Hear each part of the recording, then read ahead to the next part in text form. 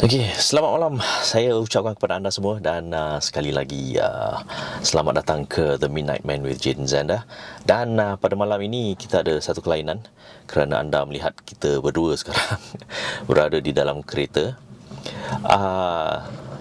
Kita akan pada malam inilah kita akan pergi ke tempat yang di mana cerita yang pertama ni berlaku, ya. Dan di situ juga kita akan terus berceritalah dengan cerita yang kedua. Betul tak, Amin? Betul, okey. Pada minggu ni saya bersama dengan Amin lagi. Ya, pada minggu lepas beliau tak ada kerana sibuk dengan tugasan beliau. Dan hari ini okeylah, boleh lah. Boleh.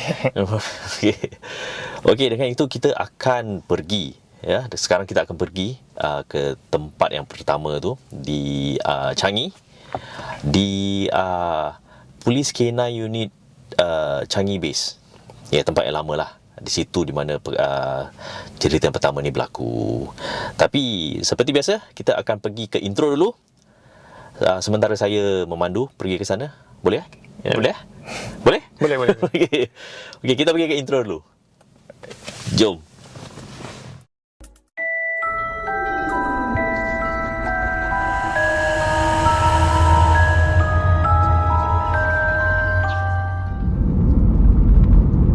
Okey. Selamat malam. Saya ucapkan kepada anda semua dan sekali lagi selamat datang ke The Midnight Man with Jin Zanda. Dan pada malam ini kita sekarang sedang berada di dalam kereta dan sedang menuju ke salah satu destinasi yang di mana cerita seterusnya berlaku. Ya, ianya berlaku di Changi lah, di Old Police K9 unit lah, Changi Base lah, kira Changi Base kan, tempat lama lah, di mana cerita ini dikatakan telah berlaku kepada salah seorang budak NS, ya, pegawai NS di sanalah, yang telah nampak sesuatu. Dan beliau telah, bukan seorang aja nampak, setahu saya lah, bukan dia seorang aja yang nampak. Dia bersama dengan dia punya team leader ataupun supervisor dia lah pada malam itu apabila benda ni, penampakan ini berlaku. Dan saya berilah sedikit sejarah ya tentang Polis K9 unit ni. Polis K9 unit ni memang dulunya lah di Changi Base, terutama sekali di Changi Base lah, memang lama, ya. Sebelum tu dia punya Polis K9 unit Changi Base ni, base dia berada di Old Changi Prison. Bukan di dalam compound lah. Kira Old Changi Prison dulu memang satu compound. Jadi di dalam satu compound tu ada beberapa penjara lah, seperti Old Changi Prison, Moon Crescent Prison, Jalan Awan Prison, dan Abingdon Prison, tak silap saya lah. Dan itu berada di Old Changi Prison. Itu Polis K9 unit Changi Base yang lama lah, yang lama dulu sebelum dirobohkan dan dibina lah Changi Prison yang baru, yang berada di sebelah kanan saya pada sedang saya memandu ni lah, yang sedang ada lihat di sebelah kanan ni kan. Itulah dia. Dululah di dalam. Tapi sekarang selepas berpindah daripada tempat ni, mereka pergilah ke tempat yang baru ni, iaitu di tempat yang seterusnya, bukan tempat baru, tempat yang seterusnya iaitu di Cosford Road. Cosford Road ni di Jalan Changi jugalah. Tak jauh daripada tempat lama. Tetapi tempat ni pun memang banyak jugalah cerita-ceritanya yang pernah saya kemukakan di musim pertama, tak silap saya, tentang kejadian-kejadian jugalah di Polis K9 unit Changi Base ni, yang kira tempat kedua dia. Dan sekarang kita sedang menuju ke arah Changi Prison pula, apa saja. Sedang menuju ke arah Polis K9 unit Changi Base yang lama. Tak jauh juga. Saya rasa dalam beberapa minit je lah kalau untuk memandu kan. Seperti saya sekarang ni sedang memandu, saya rasa dalam beberapa minit je dah boleh sampai ke tempat yang kedua ni lah, tempat base yang kedua ni lah, sebelum sekarang mereka telah berpindah ke base yang terbaru. Tempatnya dekat juga, tak sampai saya rasa 2 minit kalau berjalan. Dekat. Kita akan sebenarnya lihat ni, memang sini memang tempat dia, okay, tempat dia sikitnya seram lah tempat dia kan. Kerana apa? Kerana sini banyak pokok. Pokok-pokok dia pokok tinggi-tinggi, tinggi-tinggi dan menyeramkan. Maklumlah Changi kan, perjalanan Changi ni memang itulah, jalan dia memang sempit. Bukan sempit aja, tapi menakutkan. Kerana rumah-rumah, memanglah tengok rumah-rumah sebuah-sebuah ni semua ni kan, tapi menakutkan. Okey, sebelah kita akan membelok ke sebelah kanan di depan selepas perhentian bas ni. Perhentian bas di sebelah kanan saya ni. Lepas tu kita akan di depan tu kita akan belok ke kanan. Belok ke kanan ni lah tempat Polis K9 unit Changi Base yang lama, ya, di Cosford Road. Okay, mari kita masuk, kita tengok sama ada tempat ini masih ada ini ke tidak. Tempat ni memang sudah tidak ber okey, anda tengok sunyi kan, gelap kan. Jadi di sebelah dia, saya tunjukkan anda di sebelah kanan, bukan sebelah kiri. Sebelah kiri ni, di depan ni, di depan ini, di depan ini dahulunya, okey, sebelah kiri ni, okey, dahulunya Polis K9 unit Changi Base yang lama, ya. Di sebelah kiri sebelah sinilah ya, kalau anda nampak ni. Ini dulu Polis K9 unit lama, tapi sekarang ada Ethos K9 unit. Inilah dulu base kita. Jadi tempat yang berlaku ni berada betul-betul di sebelah. Di sebelah ni ada satu bangunan. Okey.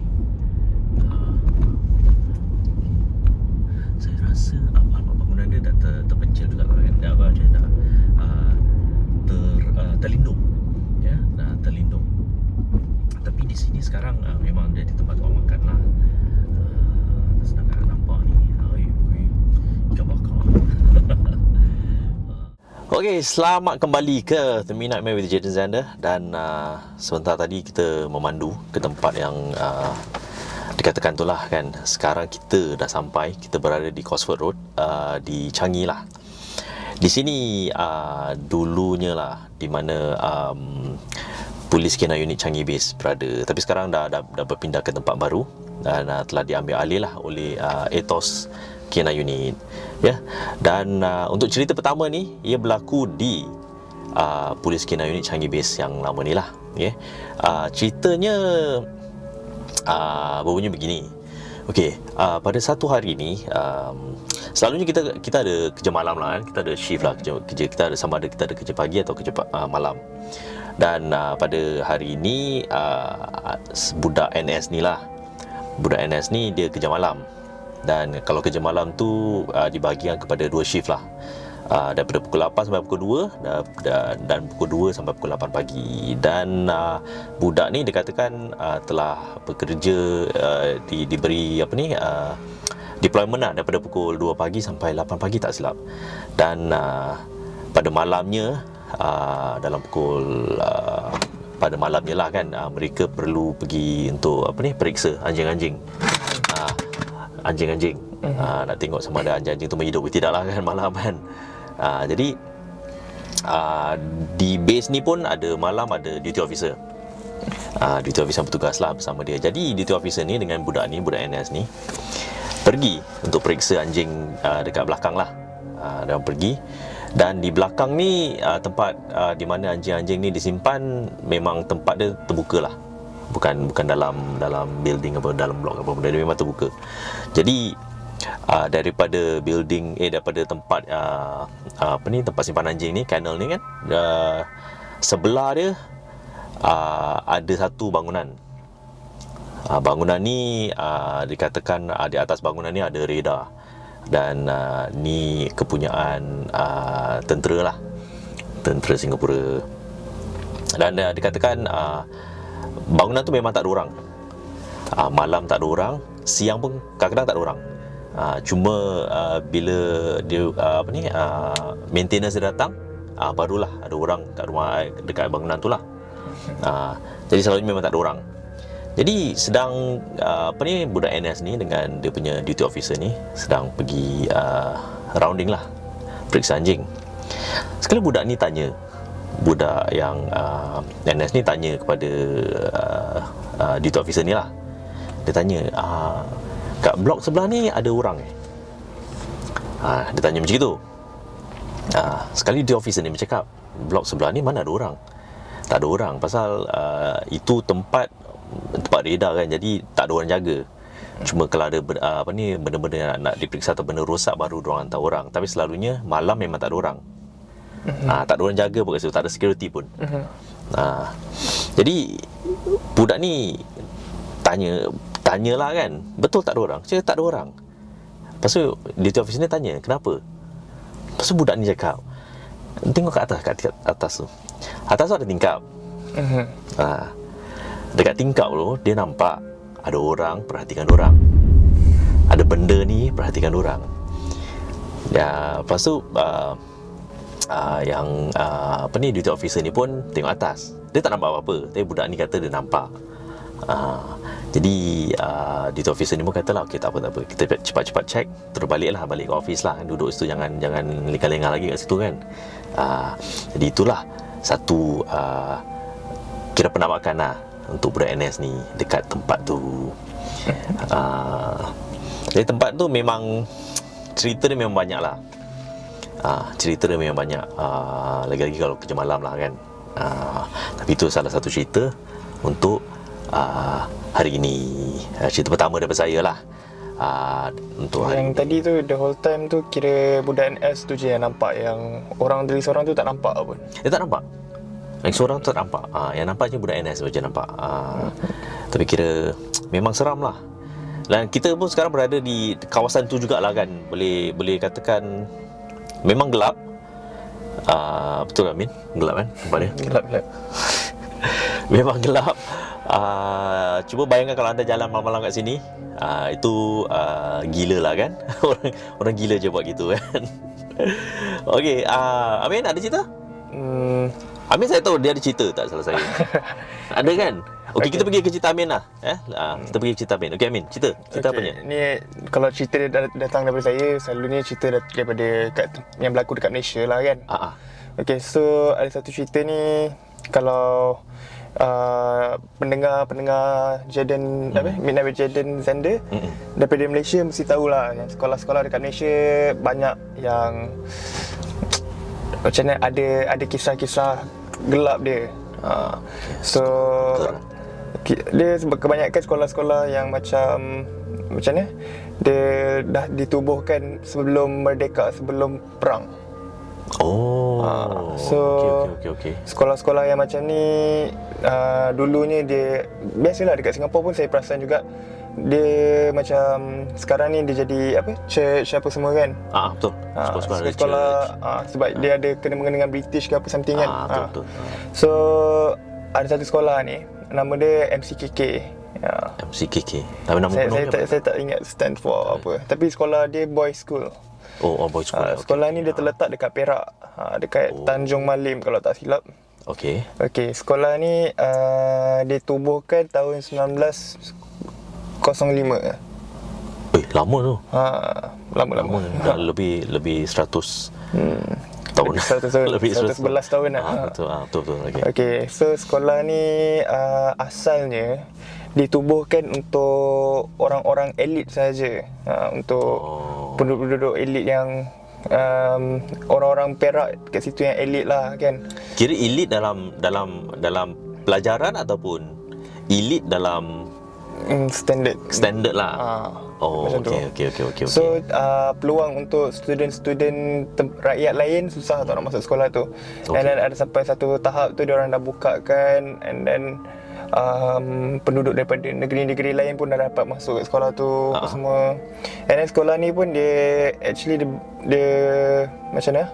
Dia perform lah sekolah ni. Sekolah ni dia dalam segi sukan dia perform, dari segi pelajaran pun dia perform. So memang ramai lah kenal. And dia ni boys school saja. Oh, okey, patutlah elite Okey. Lepas tu cerita kat sekolah ni sebenarnya banyak dah saya dengar.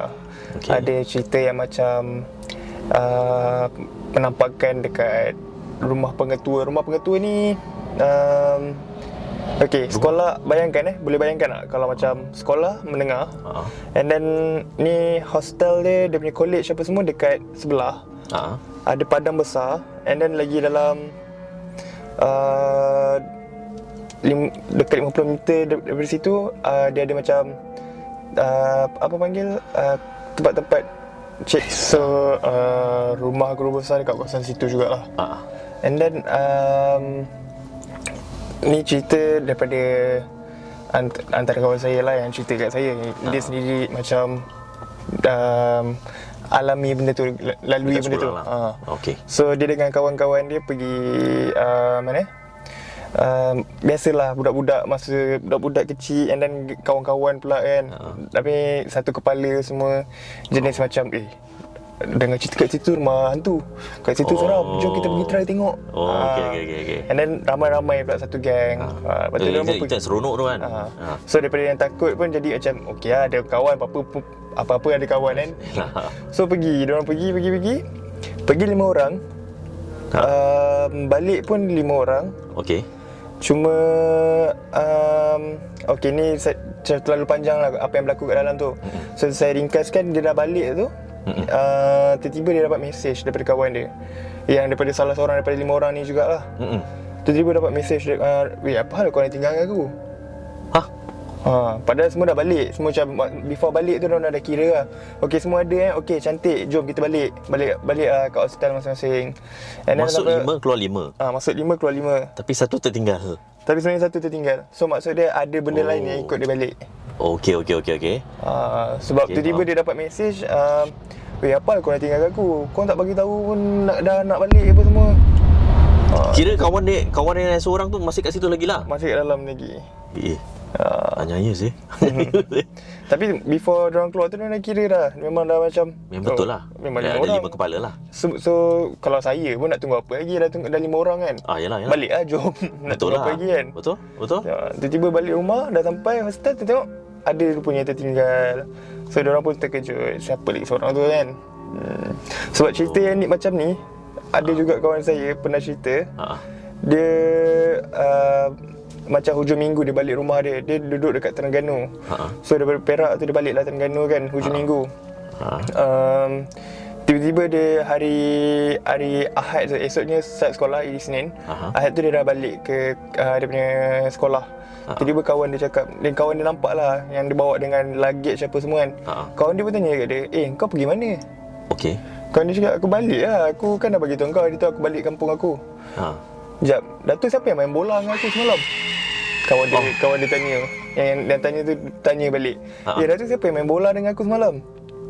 Kawan dia dah, kau ni kenapa kan? Aku balik kampung, kau nak cakap aku main bola pula dengan kau. Lepas tu rupanya kawan dia memang serius lah. Memang ada yang menggunakan dia punya wajah apa semua kan, macam tu. Ada dekat situ. Faham tak? Kira macam benda tu ada benda menyerupai dia lah. And kawan dia tak sedar pun. Tu kawan dia ingat dia tu memang dia. Tapi benda tu tak berbual ke? Macam benda tu kalau tengah main bola. Tak tahulah. Maybe dia orang tak borak ke apa ke, tak perasan lah. Tapi yang tahu, dia orang tahu dia tu ada main bola sekali apa semua kan. Okey, itu pelik sikit lah. Pasal apa? Pasal main bola. Jadi macam tak, main bola ramai 11 orang. Tak ada 11 orang nak bercakap sekali. Yalah, tapi rasa pelik kan, macam Tak perasan. yang kawan dia ni main bola, tapi yang sebenarnya kawan dia dah balik kampung. Betul tu. Macam pelik kan, nampak dia macam lari kat padang, tapi sebenarnya dia dah balik kampung. Oh, itu okey, itu satu misteri lah. Itu pelik sikit lah. Itu pelik sikit ah. Tapi memang yelah, pelik tapi benar lah kan, terjadi kan. Dan siapa yang macam maybe dekat Singapura pun sama juga. Sekolah-sekolah yang lama ni memang dia ada dia punya sikit punya seram lah. Cerita-cerita lama. Ada. Itu ada lah. Itu kalau untuk cerita-cerita sekolah kat Singapura ni pasal tandas. Tandas mesti ada punya. Macam Betul lagi satu sekolah yang MCKK ni. Sebelah dia tak silap kubur. Saya tak tahu kubur kau mana, saya tak tahulah. Okey. Tapi sebelah dia kubur. Oh, itu yang lagi tambah seram. Yelah, itu menambahkan dia punya keseraman dia lah kan. Okey, kita akan berehat sebentar. Betul Okey, kita akan berehat sebentar sebelum kita kembali dengan cerita yang terakhir daripada saya. Boleh? Boleh ya? Boleh. Okey, jom kita rehat.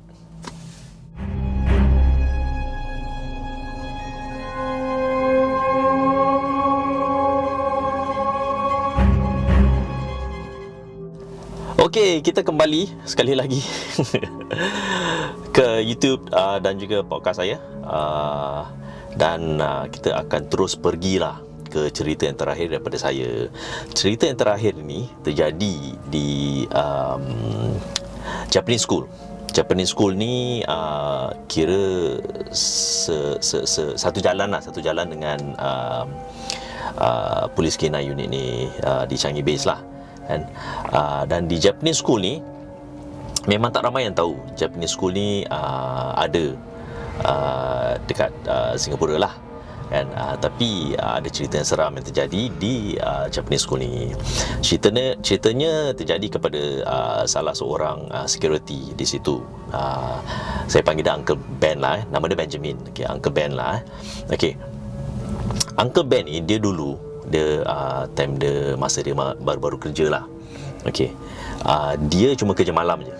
Kira kerja pagi memang dah ada security lah kerja di situ. Jadi Uncle Ben ni cuma kerja malam. Dan supervisor Uncle Ben ni telah beritahulah Uncle Ben ni bahawa kalau kerja malam tak payah masuk bangunan-bangunan dia, pasal tak ada clocking. Tak payah jalan-jalan lah. Jadi duduk dekat dia punya security, bilik security lah kat depan, dekat dengan pagar kan. Jadi Uncle Ben ni biasalah duduk je situ dekat tempat security ni. Tapi Uncle Ben pernah tanya dengan supervisor dia, kenapa tak boleh masuk. Supervisor kata cuma jangan masuk je. Itu je. Supervisor tak kasi tahu apa-apalah pasal sekolah tu. Okey. Jadi pada suatu malam ni Uncle Ben tengah kerja. Macam biasalah, dia duduk dekat dalam bilik security tu. Dan dalam pukul 1 lebih ke 2 lebih itulah, so Uncle Ben ni dia macam dengar macam ada orang, ada sekumpulan orang ni sedang marching. Marching, boleh dengar lah. Dia boleh dengar pasal malam sunyi kan. Jadi dia terdengar. Okey, jadi Uncle Ben pun macam dia berdiri lah, dia tengok. Jadi Uncle Ben nak tahu apa yang Uncle Ben ni nampak. Okey, Uncle Ben ni dia ternampak dekat kapak Japanese School ni ada sekumpulan askar Jepun sedang marching. Sedang marching dekat dalam tu lah, dalam sekolah tu. Yang peliknya, semua askar yang dia nampak tu semua tak ada kepala. Itu yang Uncle Ben terperanjat lah. Tapi Uncle Ben dia kata dia tak keluar daripada bilik security tu sampai pagi. Kerana dia takut lah, pasal dia dah nampak benda tu kan. Jadi kalau dia nampak satu memang dah takut, tapi dia nampak satu sekumpulan, itu yang buat dia terperanjat. Okey, itu satu cerita. Lagi satu cerita daripada Uncle Ben juga. Dia kata sama juga dia kerja malam. Pada masa tu dia kerja malam. Dan semasa dia bekerja ni, dia keluarlah daripada bilik security ni pasal dia nak isap rokok. Okay, dia keluar. Jadi sedang dia isap rokok ni, dia ternampak satu wanita. Satu wanita ni sedang berjalan di bawah covered walkway lah. Dia jalan. Tapi Uncle Ben macam rasa pelik lah, pasal dah malam, mana ada orang kan dalam kan. Jadi Uncle Ben pun daripada jauh pun panggil perempuan ni macam ma'am, you're not supposed to be here, ma'am. Where you going lah kan, who are you semua kan. Tanya. Uncle Ben ikut perempuan ni. Tapi perempuan ni tak toleh belakang. Wanita ni dia jalan terus. Dia jalan. Uncle Ben pun ikutlah daripada belakang, sambil panggil wanita ni. Jadi Uncle Ben dalam dekat satu tempat ni wanita ni patut belok ke kanan, pasal depan dia semua tembok. Jadi tak boleh tembus lah kan. Tapi apa yang Uncle Ben cakap, ya, wanita ni jalan, dia tak belok kanan, dia jalan, dia terus tembus tembok tu. Dia terus tembok tu dia tembus. Itu yang Uncle Ben terperanjat. Dia kata dia terpekik. Dah lah terpekik, lepas tu dia lari, dia pergi dekat gate depan tu kan. Dia keluar daripada gate tu, dia duduk kat tepi jalan. Dia tak masuk dekat bilik security pasal dia dah terperanjat, betul-betul terperanjat, pasal itu bukan pertama kali lah dia nampak. Jadi sampai pagi dia duduk kat tepi jalan. Lepas tu dia beritahu supervisor dia bahawa dia nak transfer lah pergi tempat lain. Tapi supervisor dia kata memang susah, pasal kat situ tak ramai orang nak kerja. Kenapa tak ramai orang nak kerja? Kerana pasal penampakan. Dan Uncle Ben pun dia katakan dia ambil keputusan untuk ni lah, berhenti kerja lah, daripada jadi security dekat Japanese school. Sama juga sekolah juga. Japanese school. Sekolah ni mesti dah lama juga. Sekolah ni aku tak tahu, tapi nampak macam baru jugalah. Tapi tak baru jugalah. Aku rasa dalam mungkin belasan tahun juga, puluhan tahun mungkin ada lah. Tapi nak tahu latar belakang tempat tu lah kan. Sama ada dulu masa Perang Jepun ada benda-benda berlaku kat situ. Tapi memang daerah Changi ni dia katakan memang angker lah kalau nak kaitkan Perang Jepun dulu dengan tempat-tempat Changi ni. Memang banyak lah tempat-tempat yang dikatakan di mana Jepun-Jepun ni membunuh orang Cina lah. Jadi mungkin lah kan, tak tahulah, mungkin roh-roh mereka tak tenteram lah. Kan, itulah. Jadi itu cerita daripada saya.